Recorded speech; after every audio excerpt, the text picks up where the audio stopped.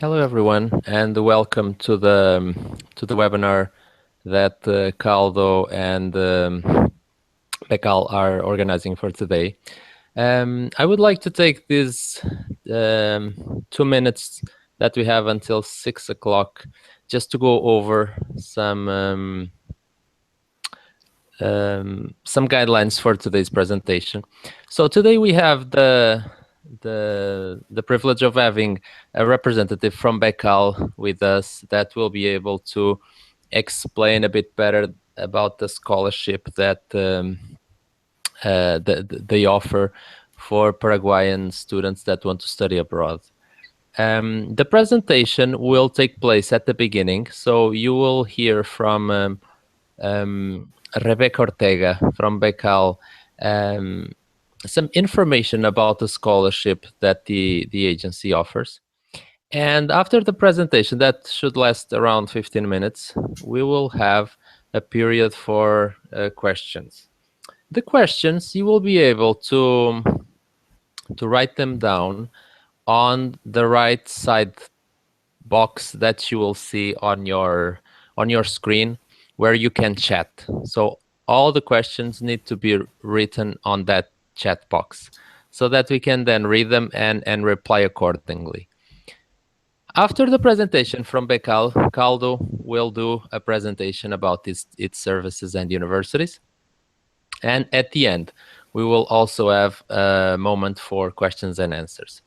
During this presentation, you will have access to the contacts from both Rebecca from Bekal and from Caldo representatives that will be able to assist you when if you have any question that you were not able to get the answer during this presentation. So without spending more time, I will pass the presentation to Rebecca that will present in Spanish. So Rebecca, if you can hear me, please feel free to join. And yes. just Good start when afternoon. you're ready. Yeah. Good afternoon, everyone. Pablo, thank you for the moment that you give us to explain our students. So I will I will switch this language. I will start Yes, speaking go in ahead. Spanish. Thank you. And first of sorry. Primero, antes que nada, quiero comentarles a los presentes de esta webinar de becas aún no cuenta con, estamos en la mira de una próxima convocatoria, pero aún no tenemos fecha y todavía no tiene guía de bases y condiciones. Expectantes de que la guía de bases finalmente se lance a finales de este mes, entonces la presentación que voy a hacer hoy es acerca de los componentes y los objetivos.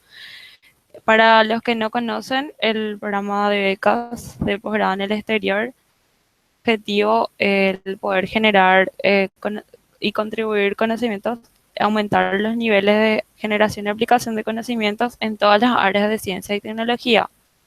También se propone aumentar la cantidad de investigadores y de profesionales como para realizar doctorados a través de las investigaciones, aumentar la cantidad de profesionales con las maestrías en todas las áreas de la ciencia y tecnología y en todas las áreas del conocimiento que son relevantes para el desarrollo para el país.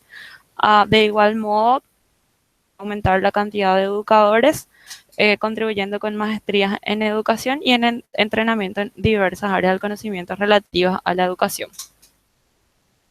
Este programa es liderado por un comité de coordinación estratégica que es coordinado por la UEP, que es la unidad ejecutora del programa, que es dependiente del Ministerio de Hacienda, donde están nuestras oficinas.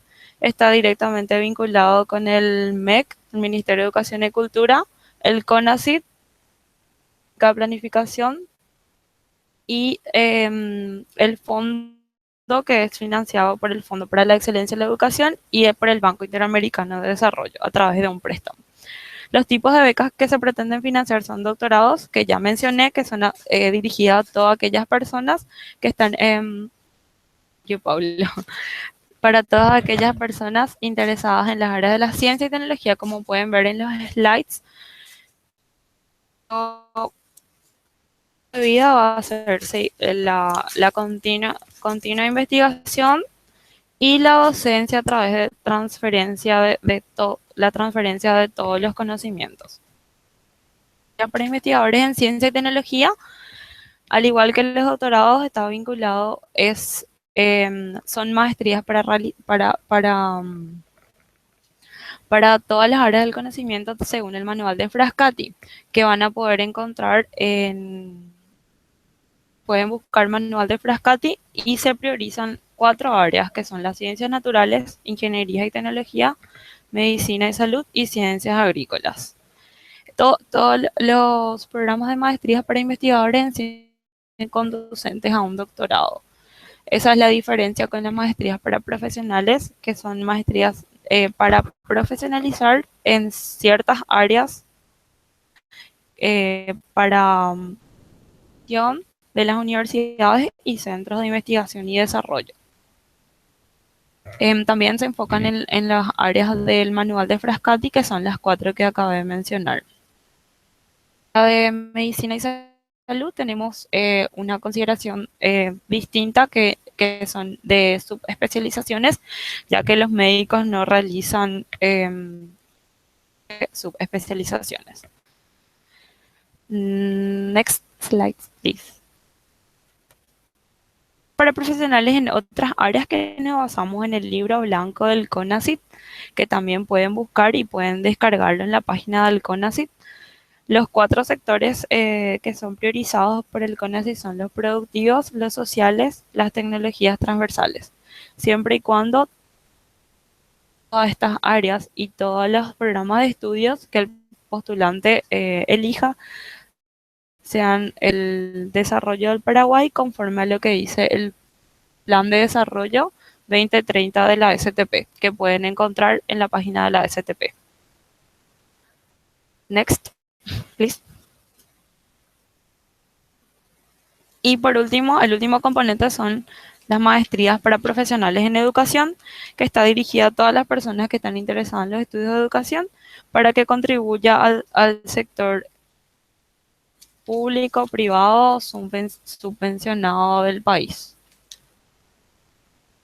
Next, please. Thank you. La próxima convocatoria que se espera abrir a finales de este mes es para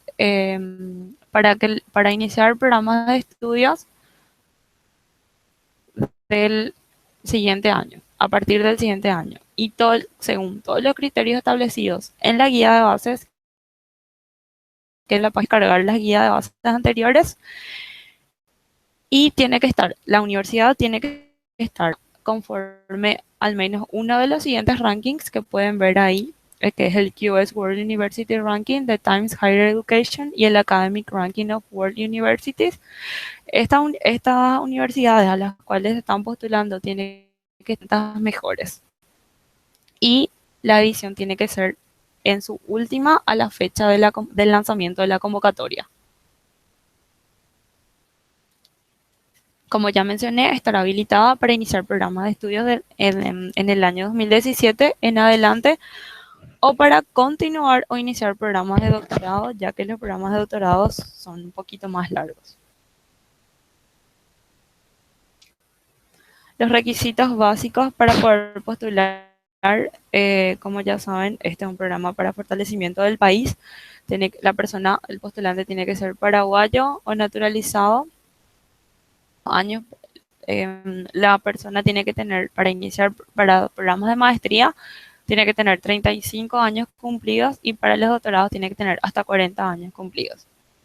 Y también contamos con una peculiaridad, un beneficio extra, que es que para programas en que la admisión de la universidad está condicionada a un idioma o a un otro examen, el programa becal podrá financiar al postulante un curso intensivo de nivelación de idioma que no sea mayor a 3 meses, y también, en algunos casos, el financiamiento del costo del examen correspondiente. Este beneficio será otorgado a nivel nacional y en el exterior, si es que el postulante se encuentra en el lugar de sus estudios. Los beneficios, la cobertura más potencial. Acá yo creo un cuadro para lo que sería Canadá, tenemos un promedio para pasaje, sería de $2.500 aproximadamente. Esto depende de cada país, puede ser hasta 3.500 en total, ida y vuelta. Tasas de visado, que es una asignación única. Ediciones es una tasa uniforme que se paga a cada becario por visa de $100. Los costos de matrícula, que es por el total. La asignación de instalación, que es para que el becario pueda o instalarse dentro del país, que puede ser utilizado para garantías de alquiler o si el país para comprarse abrigos que no hay en nuestro país, etcétera. Y también la asignación mensual según el destino, que por cada guía de bases tenemos una tabla ahí con manutención. Y yo me tomé la molestia de agarrar los, los las asignaciones por país, que es de Canadá, que pueden ver en la tablita. Los siguientes beneficios son la asignación anual para compra de libros, que es también una asignación única de $500. La asignación, que es una prima, la de seguro médico, ahí hay un error, tiene que ser hasta $1.000 por año. Eso se hace por reembolso. Única de regreso, que es para volver a reinsertarse en nuestro país. Después el requisito de becal es hasta $180.000 por el total de la beca. Todos los beneficios que acabé de mencionar se suman y tienen que dar hasta 180.000 para doctorados, y también financias hasta un máximo y hasta 90.000 por un periodo máximo, que sería para maestría, y el periodo máximo en este caso sería hasta 2 años o 24 meses. Los otorgamientos de beneficios van a ser efectivizados una vez que se diferencien los otros tipos de financiamientos o cofinanciamientos. Siguiente, next please. Como ya mencioné recién, si es que supera el plazo de cobertura de la maestría de 24 meses o doctorado de 48 meses, según sea el caso, el becario deberá asumir los costos correspondientes para iniciar los estudios. Así nosotros vamos a tener un compromiso y un alivio de que el becario va a poder finalizar sus estudios sin dejarlo a medias por falta de financiamiento, como dice ahí. Next.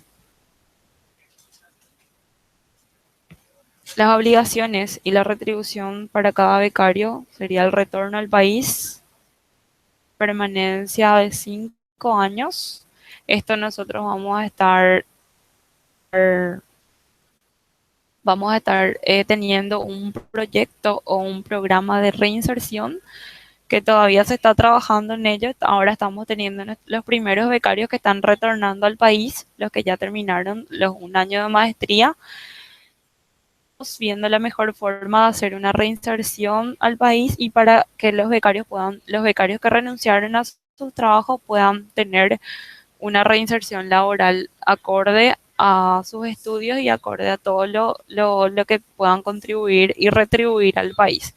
De hecho, que hay excepciones. Por ejemplo, cuando un becario hace una maestría, termina la maestría, no necesariamente tiene que volver al terminar, sino que oferta para iniciar algún programa de doctorado, puede hacer un stop y continuar con el programa del doctorado. Al finalizar el doctorado tiene que venir al Paraguay, retornar y tener un periodo de permanencia de 10 años en total.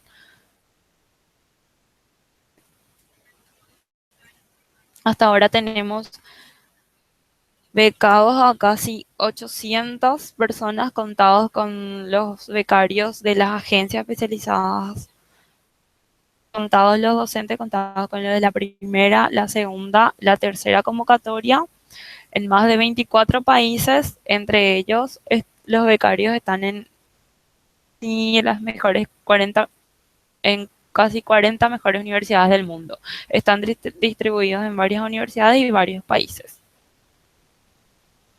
La próxima convocatoria, como ya les mencioné al inicio, será anunciada en la brevedad posible. a finales del presente mes estamos a la espera del diseño final de la guía de bases, la aprobación por el comité, que es el Comité de Coordinación Estratégica, y le invitamos a todos los potenciales postulantes a que puedan estar atentos a nuestros sitios web, al sitio web oficial de Becal, que es www.becal.gov.py, y en nuestras redes sociales que son oficiales. Nuestra oficina está ubicada en Estrella 345, sexto piso. Nuestro horario de atención es de lunes a viernes de 8 a 3. Pueden hacer también consultas telefónicas. Una vez que la guía de base esté lanzada, van a tener un tiempo prudencial de una semana aproximadamente para poder leer y prepararse con las universidades. Está nuestro Twitter, becas de posgrado en el exterior. Eh, Muchas gracias por la atención y por conectarse con nosotros a través de Caldo. También quiero agradecer a Paulo por por la atención de siempre y por su gran interés al programa de becas. Ahora les un, un breve periodo de preguntas y después de esto les voy a dejar con Paulo para que pueda ofrecer las opciones de programas de estudio que él tenga. Thank you so much, Rebecca. Gracias. We have now 5 minutes that we can use for any questions that you may have. You can write your questions on the chat box on the right. And I noticed that Patricia is already asking a question. Yes, I can see. Yeah, go Patricia, ahead, Veronica. Rebecca, sorry. the areas of interest, yes? Should I answer in English or in Spanish? No, answer in Spanish, Rebecca. Go ahead. Okay. Patricia, para las áreas de interés, para doctorados, no tienen la misma, es decir, para el programa de becas financia todas las áreas del conocimiento. Solamente para los programas de máster es que el programa se enfoca en ciencia y tecnología, porque para los programas de máster, para todos los programas de doctorado son enfocados en research. Entonces, todos los programas de doctorados PhD se enfocan en research. Entonces, está abierta a todas las áreas del conocimiento. Y si necesitan, Verónica, si necesitan una carta de aceptación. Eso es esencial, pero vamos a estar esperando que salga la convocatoria para ver si es que van a poder presentar una carta de aceptación o pueden presentar un documento que diga que están aplicando a la universidad. Eso dependería de la convocatoria que va a salir a finales de este mes. Mientras tanto, ustedes pueden estar buscando su programa de estudio de acuerdo a las ofertas que Paulo les presente en las universidades. No son solamente para investigadores, también son para profesionalizantes. Como les mencioné, tenemos 5 componentes, que son para doctorados en investigadores, que es por excelencia los doctorados son de investigación, máster para investigadores, maestría para profesionales en las áreas de ciencia y tecnología, otras áreas relevantes según el libro blanco del CONACYT, y para educadores.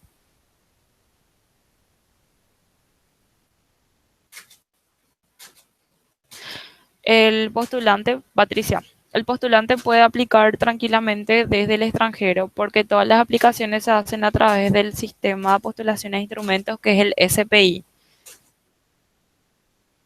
Solamente para la firma del contrato vamos a necesitar los documentos originales apoderado por medio de un poder legal firmado por un escribano firmar tu contrato, en el caso de que sea seleccionada como becaria. Rebecca, I would just take the opportunity to ask you just something related to the acceptance letter. Does Becal accept conditional admission letters? So, for example, if a candidate... Yes, absolutely. Okay. It can be conditional from any reasons, from the language or the financial. Or the scholarship. Yeah, yeah. Yes. Okay, And okay. about the TOEFL exams, if you can see the Yes, yes. Mariela questions. So, Mariela, the English speaking universities, they will accept the TOEFL, the version IBT. They will not accept the version ITP. So there are Yes, two that is different totally versions. different. There are two different versions of TOEFL. So the IBT is the one that it's accepted for graduate studies in English speaking universities in Canada. But we will talk more about that in my presentation. So I will give you more information on what it's necessary for admission. So since I have no more questions on the screen, I want to thank Rebecca for the time that she took to be with us today. So thank you so much, Rebecca. And I will now move on to No the. worries. I think I can answer those last two questions from Patricia and Paola, if you Okay, let me. then go ahead. Yeah, yeah, yeah. We can answer these two more Yes. questions, and then we will move on to the call the presentation. Sí es posible aplicar sin haber concluido el máster porque la carta de admisión va a estar condicionada a la finalización del al doctorado, va a estar condicionada al título del máster. Tu beca va a estar condicionada por ende a ello. Cuando tengas que firmar tu contrato te vamos a solicitar la carta de admisión definitiva. La conexión con las universidades la hacen ustedes mismos, pero gracias a Paulo y a la agencia, al consorcio Caldo, ustedes pueden buscar por medio de la ayuda de ellos las universidades a las cuales van a postular. Okay, so Alejandro, Alejandra, yeah, we can just go ahead with Alejandra also. Alejandra, vamos a tener que esperar a la guía de bases de la próxima convocatoria porque business sería un área muy general, un poco de del programa de becas. Sería solamente por excepciones y vas a tener que estar atenta a cualquier cosa. Tenés mi correo, el número de teléfono y cuando tengamos listo vamos a estar conversando sobre ello. Muchísimas gracias, Paulo, por el tiempo y gracias a todos los que pudieron estar. Les dejo con él para que puedan ver todas las opciones que tengan por medio del consorcio Caldo en las universidades de Canadá. Thank you so much, Rebecca. And I would advise everyone, like Rebecca said, to send her an email because the presentation from Becal we will then share it with the participants, so you can always Ah, contact Rebecca directly. Is that yes, fine, Rebecca? Okay, okay. absolutely So fine for me. I will write down here my email if they couldn't see. yes, you can write it on the chat box, and then everyone Yes, very good. has the information. So moving on now to the I'm presentation. Veronica. Sorry, Rebecca. Moving on. Okay, thank you very much, Caldo. I will let you. Yeah, thank you so much. So right now, let's move to the color presentation, and I will need to switch to English. I will spare you from my Spanish, and we will basically talk about the Caldo services and the Caldo universities. The first thing that I would like to address is why should you study? Why should you consider studying in Canada?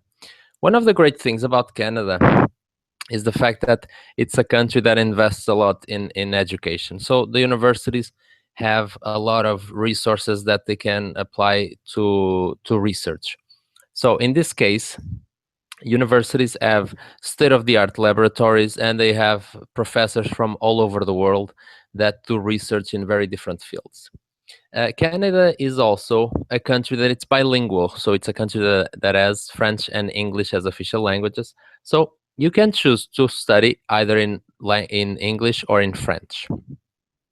In the case that you are interested in studying in French, most universities are located in the province of Quebec. So we have one of the college universities is in the province of Quebec. So that would be one of the main sources of French courses if you're interested in doing a master or a PhD in French. One of the things that it's important for you to realize is that Caldo is not a private entity. Caldo is part of the universities. So we are an office that the universities created, to assist candidates from Latin America countries that we have agreements with to find programs and also get admitted into programs, graduate programs, master and doctoral programs. If you look at the Canadian system, the Canadian educational system, you will see that this our system is probably not very different from the one that you find in Paraguay. So after you finish your bacharelado, you have the option of doing a master program. The master program is usually 2 years. However, we have two different types of programs: thesis or research-based masters that have a second year that it's just research, and we have the professional master, mestrado profesional, that usually does not have any research period. You might have to do a project, but it's not as comprehensive as a thesis. Example of professional masters are master in public health or MBAs, for example. After you do the master, you have the opportunity to do a PhD. So a PhD is a 4-year program that you will do, and that usually implies the 2 first years you have courses and you have a thesis, and in the last 2 years you are just doing research. And for that you need supervisors. You also need supervisors for thesis-based masters. And to get in touch with supervisors, you have Caldo that can assist you in finding a supervisor and also getting in touch with them. Early this year, there was a ranking compiled by the QS World University website that tried to identify which were the top universities in the world that had programs among the 150 best programs in the world. And Caldo University's programs were able to include 99 programs from Caldo universities in the world best 150 programs worldwide. So this is a great achievement in that usually Canadian universities are not as popular as, for example, universities in the United States or in the UK, but the quality of the teaching and the quality of the research done here is extremely high. Looking at the map of Canada, you can see that the Caldo universities are spread across the territory. So if you start from the west to the east, you see that we have the University of Alberta and Calgary in the province of Alberta, the University of Saskatchewan in the province with the same name, 6 universities in the province of Ontario, Waterloo, Western, Ottawa, and Queens, 1 university in the province of Quebec, Université Laval, and Dalhousie University in the province of Nova Scotia. So for those interested in French-speaking programs, you will find them at Université Laval and at University of Ottawa. Let's look a bit at each university. So this is just a brief overview of each university. We are not going to go into much detail. The University of Alberta is one of the best universities in the world, should you be interested in programs in the areas of life science and medicine. They rank 31st in the world in the areas of pharmacology and pharmacy. And they also have a wide variety of programs. They have more than 500 master and PhD programs. This university is one of the leading universities in the world in the virus-based research. And they also house the Institute for Nanotechnology of Canada. One other interesting aspect of all our universities is that they are comprehensive universities, meaning that they offer programs in all areas of knowledge. So in total, our universities offer around 2,000 programs. So as you can see, it's very easy for you to see among all of the 9 universities to have some sort of program that it's of interest to you. The University of Calgary, it's located in the city with the same name. And this university, once again, is leader in the areas of life science and medicine worldwide. And it's one among the 100 best universities in medicine. And this is especially interesting, and it's a great achievement since the university has less than 50 years. So Calgary is one of the most recent universities in Canada, and it already established a huge profile among world universities in several areas. They have state-of-the-art research being done in the areas of neurosurgery, joint repair, and stem cell production. They are also very active in the areas of energy. The same applies to the University of Alberta that we saw before. Both of these universities are located in the province of Alberta, that it's the province that has the most oil and gas exploration in Canada. So both universities have huge departments in the areas of energy and petroleum and gas. Dalhousie University is located in the city of Halifax in Canada, and it's one of the best universities in the areas of ocean research. They are located just beside the Atlantic Ocean, so they have developed a lot of expertise in oceanography. They also have a lot of expertise in the areas of energy. They have established a partnership with Tesla, the American automaker of electric cars, to develop low-cost, high-efficient batteries for cars. And they have one of the best laboratories in the world in the areas of aquatic research. Université Laval is located in the city of Quebec, Quebec City. This is one of the most beautiful cities in Canada, and it houses one of the best universities with French-speaking programs that you can find in North America. Université Laval is one of the universities that offers the most programs of any university in the Caldo Consortium in general. They have a huge expertise in the areas of forestry. They also have a huge expertise in the areas of education, medicine, physics. So there is a lot to study here. They also have programs in the areas of agriculture, agronomy, economics, and so on. University of Ottawa is located in the city with the same name, that it's the capital of Canada. And since it's located in the capital, it's the university that has the most programs in either French or English. So it's the biggest bilingual university in North America.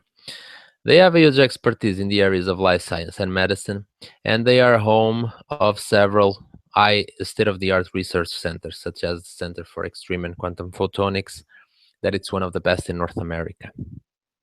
This university also has a huge strength in the areas of law and in the areas of physics and natural sciences in general.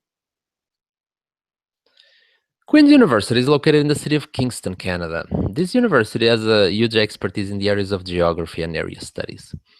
This university is also very known for its cancer research and business studies. So the university houses one of the most prestigious PhDs in management and also MBAs. In 2015, this university was attributed the Nobel Prize in Physics. So one of his professors received the Nobel Prize in Physics in 2015. The University of Saskatchewan is located in the province of Saskatoon. And this province is considered to be the barn of Canada. So it has a huge expertise in the areas of agriculture and veterinary. This is actually one of the best universities that you can attend in Canada for agricultural studies and veterinary sciences. Even when we look at the worldwide ranking, its veterinary program is among the 50 best in the world, and its agricultural programs are among the 150 best in the world. Just to give you an idea, they have developed more than 400 commercial crop varieties, which gives an indication of the strength of the research being done at the university. The University of Waterloo, it's located in the city with the same name, and this city is gaining a designation of the Silicon Valley of the North because of the university. A lot of big American companies, software companies, are putting offices in Waterloo, such as Facebook and Google, because of the university. This university has a huge expertise in the areas of informational technology, and it's probably one of the best universities in the world should you be interested in the areas of computer science, mathematics, geography, and area studies. Its computer science department, it's the biggest in Canada, and They also have expertise and state-of-the-art facilities in water-related research. So they have the Water Institute, that it's the one of the best institutes in regards to water.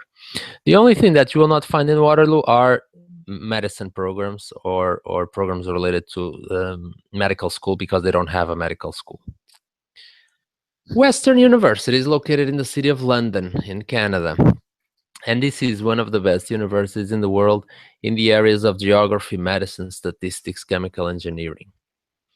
They have some of the best researchers in the areas of neuroscience, and their Brain and Mind Institute is probably one of the best in the world, should you be interested in this area.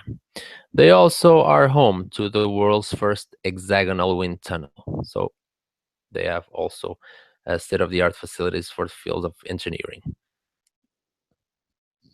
All of our universities, despite their huge strength in terms of research, also offer a wide variety of services that makes the integration of international students very easy. So one of the things that our universities are used to do is basically successfully manage international students. And what this means is that when you come to study in our universities, there is a specific department that takes care of assisting you when you arrive and during your period of studies. The universities offer services such as academic writing support services, language schools, counseling, um, housing. So even the reception at the airport, should you require or need it, it's possible. So there is a wide expertise in receiving international students and in successfully managing all of the students' needs. In 2016, early in this year, there was a employability ranking that was done by QS. And among 200 universities in the world, 4 of them are Caldo universities. So the University of Queens, Waterloo, Calgary, and Alberta were ranked among the best 200 universities in the fields of employability. Obviously, this does not mean that if you enroll in one of the other universities, you're not able to get a good job, or at least a job quickly. But this is always good news to know that our universities are recognized worldwide. Moving on to Caldo and its services. Like I said at the beginning, Caldo services are aimed at assisting students that want to study in our universities to get admission. Usually when students are interested in studying abroad, they might not know exactly where to start looking for information on programs or how to find a supervisor. So we are here to assist you with that. And the way that we do this is through email exchange, because we don't have any offices in Latin America, and also via our Caldo pre-assessment platform. And I'm going to give you an idea of how the platform works in a while. Just to be sure that you fully understand our service, it's important to realize that our pre-assessment service, so the service that will enable you to send a pre-application to any of our universities, it's a free service.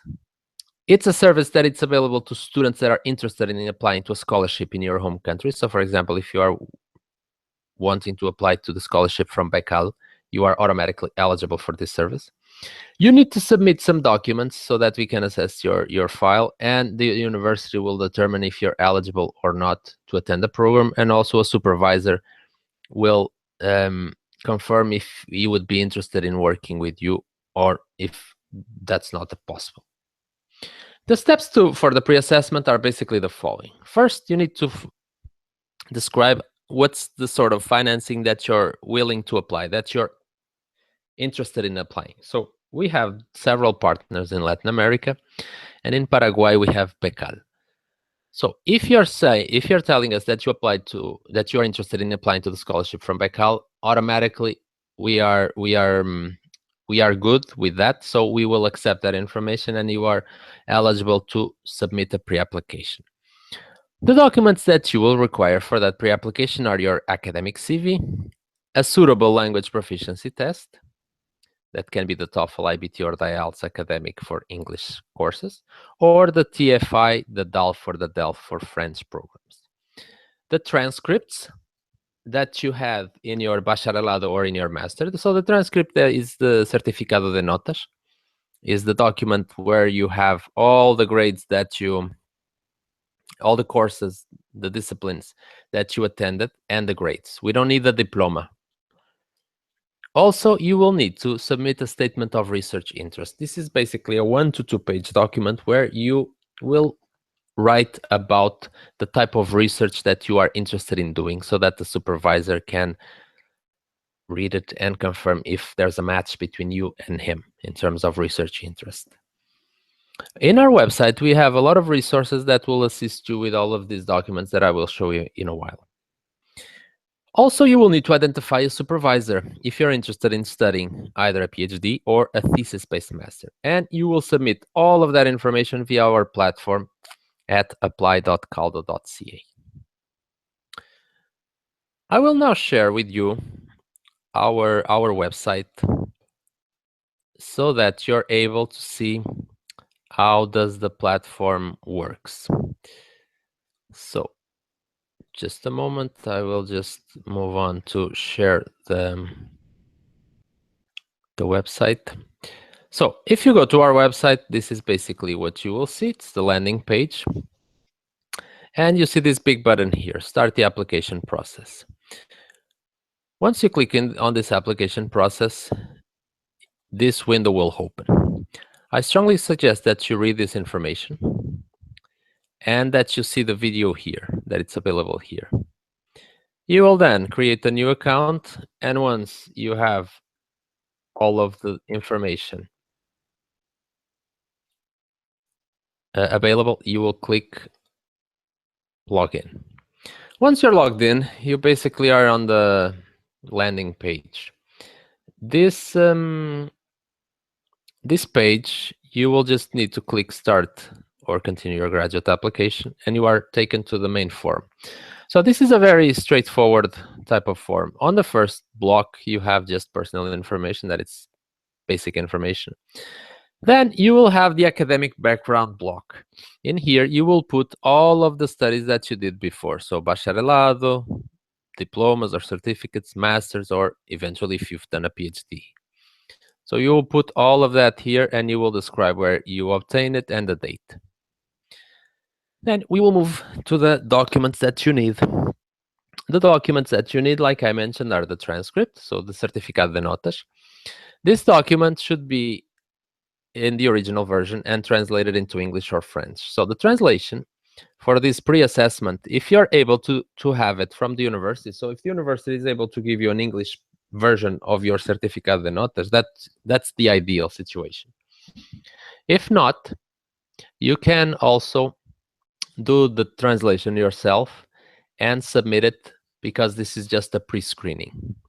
However, note that for the final version, for the formal application to the university, so this is just a pre-application, this is not the final application, this is just a pre-stage, a first stage.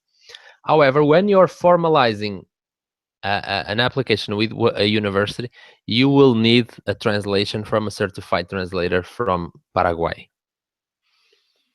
A certified translator is basically someone that studied to be a translator. That's basically it. You will insert the translated documents on this section. You will put your CV here, your statement of research interest, and your language proficiency exam here.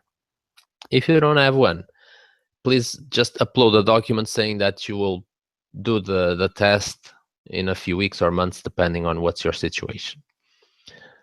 Just to give you an idea, a lot of the information for you to put on that table, it's available on our website. So if you come to our website into resources and you put info to apply, in here, what you need to apply, you have a lot of information about the statement of research, the CV, even the tests, which is best for you, the TOEFL or the IELTS, and you have the Caldo application guide. Okay, so our website has a lot of useful tools to assist you with this. If you have other documents that you would like to upload, you can put them here on these other supporting documents. Sponsorship. In here, you will automatically need to put something that relates to your country. So for example, you can put PECAL, or If there is another source of funding, you can mention it here. Program start date is a tentative date that you will put. It does not mean that it's the final date, because this will be defined with the university, obviously. And also you will need to specify which type of program you're applying to. If it's a visiting research, if you're doing a PhD in Paraguay, or if it's a full PhD, if it's a postdoctoral, or if it's a master degree.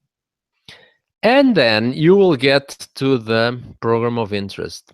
In the program of interest, you will be able to define as many programs and as many universities as you wish. Okay, so there is no limit here. You can define any program from any college university here, and you can define several universities at once. This is the benefit of this platform. So you will type in the type of program that you're looking for here. So if you're looking for electrical engineering, you can just put the first letters, and the program will automatically recognize you. Then just need to click and submit.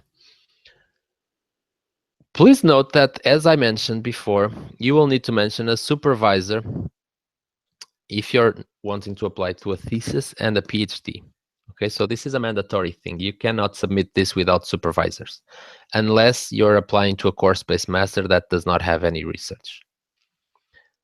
For you to add more programs, you just need to click add more programs, and it will automatically add as many programs as necessary. And there's finally a comment box for you to use to insert any type of comments, such as, for example, if you will be taking a language test in a month, you can write it here. If you're planning to apply to a different type of scholarship, you can mention it here, what type of scholarship you are applying.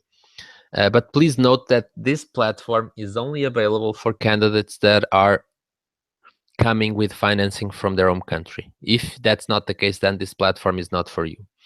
Once all of this is done, you will come back to the landing page. You will save all the information, and you will come back to the home page. And one of the good things about the platform is that you can save the application and return to it, so you don't need to fill it out all at once and submit it. Once everything is ready, you submit your application clicking here. Okay. So now that we have covered most of the information that I had to share with you at this point, I am just going to leave you with my contact here. So my contact is graduate.coordinator@caldo.ca, and this is the email that you can send if you have any questions whatsoever in regards to our to our programs, our supervisors, our universities. So anything that you feel that you need to know to apply to one of our universities, please feel free to contact us to the email that is mentioned here. If you have any questions, please use the chat box on the right to write them, and I will be more than happy to answer. You can write your questions in Spanish. I will be able to read the questions, and I will just answer them in English. That's the only thing. But please feel free to write them in Spanish if you feel more comfortable doing so. I will give you some minutes to write down your questions, and I will be able to reply as soon as your questions arrive.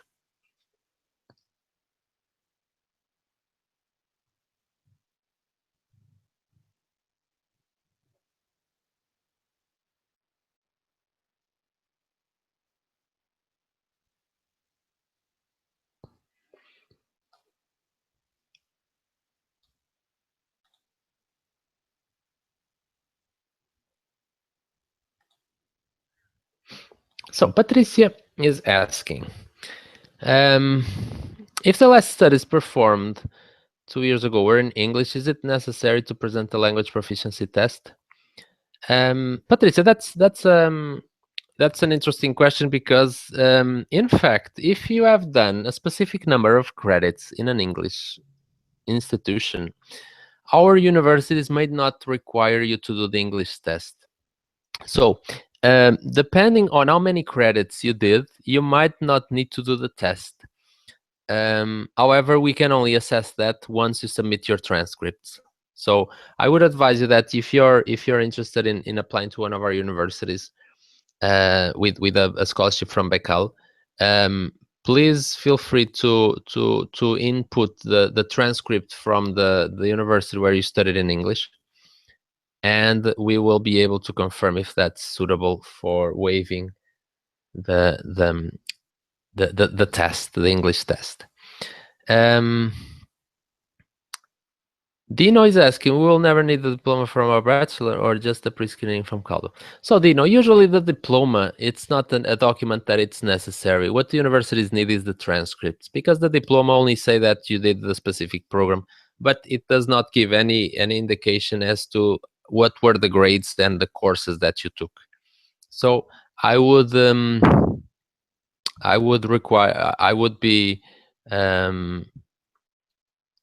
be very skeptical that universities actually need the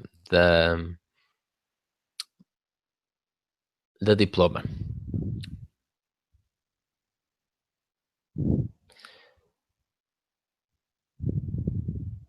So like Rebecca said, our universities, they can offer and they can make available conditional admission letters. What does that mean is the following. When you apply to a university, there might be certain conditions that you do not yet meet. So for example, let's imagine that you do not yet meet the minimum language requirement that the program demands. So the university will issue a letter saying that they will accept you in a specific master or PhD, but you still need to show evidence that you meet the minimum English language test score. And Becal would accept that. So that's a great thing. Rossio is asking, it's necessary to take the TOEFL or the IELTS before applying, considering that Becal offer language leveling courses. So Rossio, yes, you would need, because usually what happens is, I think Becal offers the improvement courses, but you need to meet the program minimum requirements. So I think that from what I understood, what they offer is the opportunity for you to improve the language, but you need to meet the minimum language requirements of the program. That will be detailed in the terms of the scholarship. But if I'm not mistaken, this is basically how it works. So in the end, you will need to fulfill the language requirements, because Becal, I think it requires that. We will only have total confirmation once the new regulations are published. So if there are any more questions, please feel free to write them down. If you have questions after the webinar, please contact me. I will write my email on the text box.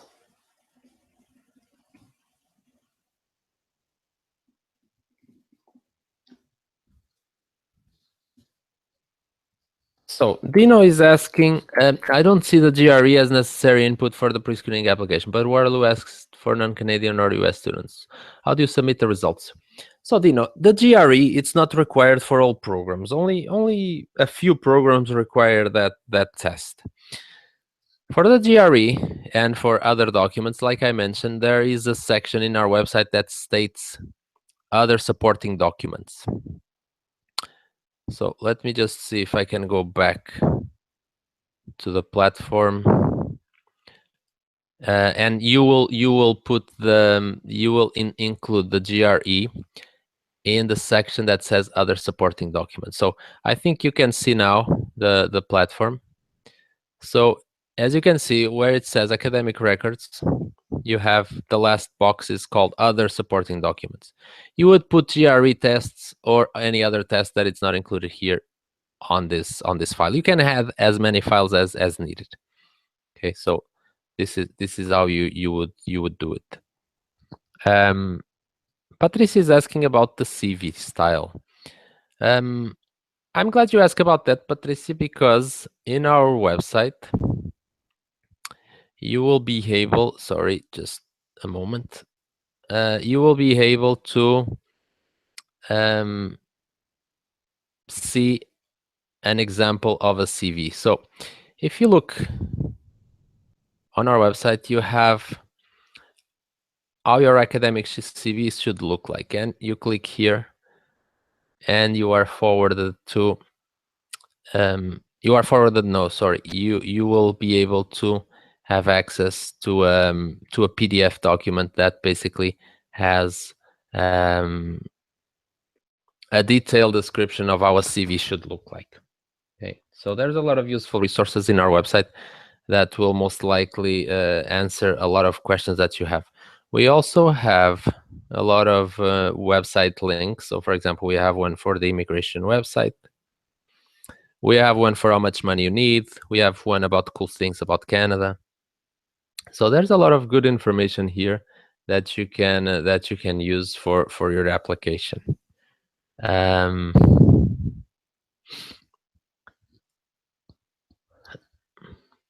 So I will give a couple more minutes in case you have any more questions. Either way, I would like to thank you all for taking part on this webinar. It is really good to see that that people are interested in the Caldo universities and in the programs that we offer. Like I said, now you have my email, so please feel free to contact me whenever you have any question. Patricia is asking if it's possible to apply for Caldo to get an acceptance, but if you're not able to apply for PECAL, can that acceptance be postponed for the next PECAL call for applications? So the admission letters, they usually have a deadline, so they have an expiring date. What usually happens is that if a supervisor is only able to accept a student starting in a particular month, usually if the student is not able to get the scholarship by that time, the professor might not be able to commit with accepting that student for a future admission date. However, that's always something that you can arrange with the professors and with the universities. So if you have an admission letter but you are not able to get the scholarship, you can always contact the university and the professors, the supervisors in this case, and see what are the possibilities that you can use.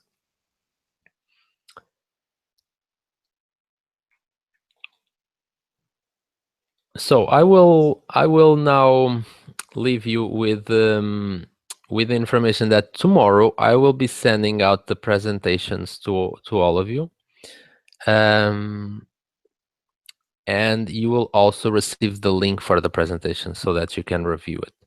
I will just answer quickly the question by Style that it's asking: is Trinity ISE3 is equivalent to TOEFL?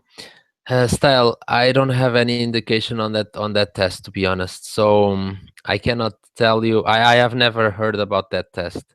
So I am assuming that it's probably not the best option if you want to do a master or a PhD to have that test. However, if you have the test and you want me to confirm with a specific university, I can do that, and we can let you know if the test is suitable or not. So if you want, just send me the test by email, and eventually what would be the call university that you would like to attend, one or several, you can state more than one, and I will confirm with the universities. So I would like to thank you all, and next time, since we have your contacts, we will keep you posted about our activities, and I would also advise you to register for our Facebook and LinkedIn, because a lot of information is posted there. Enjoy the rest of the evening, and see you next time. Thank you so much. Bye.